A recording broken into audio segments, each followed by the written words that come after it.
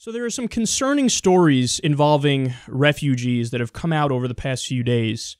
Today, we get the news that two men from the Middle East, one in California and one in Texas, were arrested on terrorism charges. Quote, one man was charged with supporting ISIS overseas, and both were charged with providing false information about their ties to what were described as international terrorist groups. Both men were Palestinians who were born in Iraq. The FBI says that there were social media comments about jihad and suspicious travels that were made by the men. So they continue here and say there have been more than 75 publicized arrests of U.S. residents who have allegedly become radicalized by Muslim militants since 2014. So 75 is a large number. There's no doubt about that. That's a pretty large number. Now, they're not specific as to whether or not all 75 were indeed refugees who became radicalized and bought into the ideology.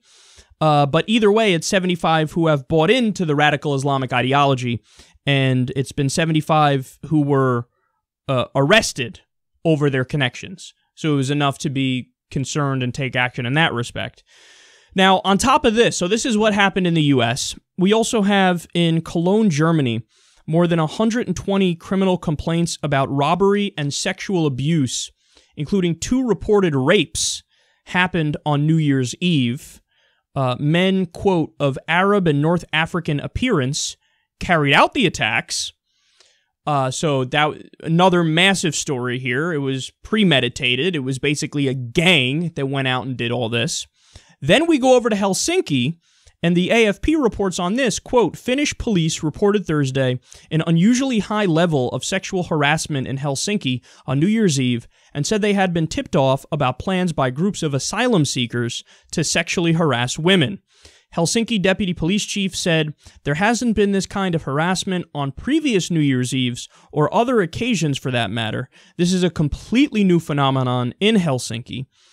Details on this one are few and far between. They continue here. Security guards hired to patrol the city on New Year's Eve told police there had been widespread sexual harassment at a central square where around 20,000 people had gathered for celebrations.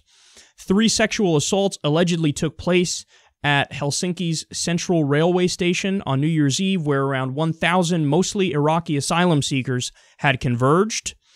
In November, Finnish authorities said around 10 asylum seekers were suspected of rapes, among the more than 1,000 rapes reported to police in 2015. So this story should infuriate everybody. Women's equality and women's rights and human rights are not debatable. So in other words, if you come to the melting pot and you don't melt a little bit, well, then you're going to have to get the fuck out, because that's the way that the system works. We can all be allies and neighbors and friends and citizens if, given our different ethnic backgrounds and religious backgrounds and all that stuff, if we come together and say, all right, we get it, the one thing that's, not debatable is secular law and respect for human rights.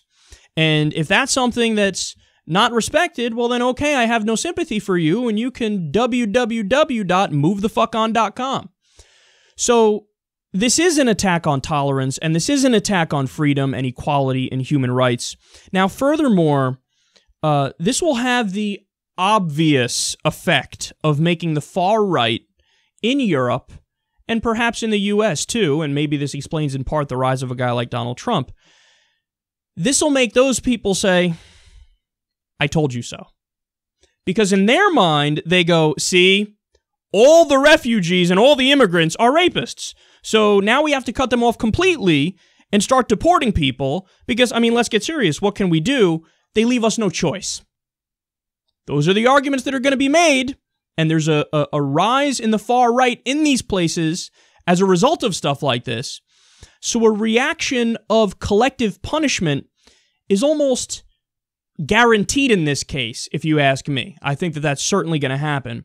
And this is why the criminals here are the worst people on the planet. Because basically what they're doing is they're sentencing a poor Syrian mother and toddler who are starving and looking for another shot at life, and they're refugees, they are going to make it so that those poor people are rejected by the West. Now, why would they do that? Why would you do that? It doesn't make any sense. If you actually give a shit about, fellow refugees, fellow Muslims, fellow Arabs, what you're doing is absolutely counterproductive. And if they think that they're doing it to get revenge on the West because they say, oh, the foreign policy of the West has been so bad that they deserve this. No, well, wait a second. That doesn't make any sense because the women you assaulted and raped had nothing to do with any attacks on you or any official Western government policy that may have detrimentally influenced the Middle East or elsewhere. And if they're doing it because they feel that they have a right to do it, well, then I have a message for them. That's not how the fuck we roll. If they say, well, look, in my religion or my belief system, I get to treat women this way, I don't give a fuck. Because again, the laws, the secular laws are not debatable. Human rights are not debatable. Women's equality and justice and freedom is not debatable. And naturally, they should be punished to the full extent of the law. But one thing I fear here is that they're searching for a crackdown in response. And they're searching for collective punishment and a crackdown in response so that they can basically try to help recruitment for their own cause.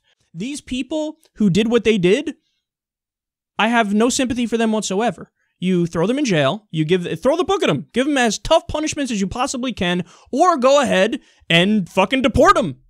I don't give a shit, okay? But we need to be smart about it. We need to not do collective punishment, and we need to realize that this clash of civilizations that they want is only going to make it worse. And the extremists on all sides, that's what they want. They want the clash of civilizations. But I'm here to tell you, it's not the West versus Muslims. It's enlightened people versus, in this case, ISIS sympathizers, fundamentalist Muslims, people who think it's okay to go ahead and do mass sexual assaults. It's all enlightened, civilized people of any ethnicity, race, background, religion versus them.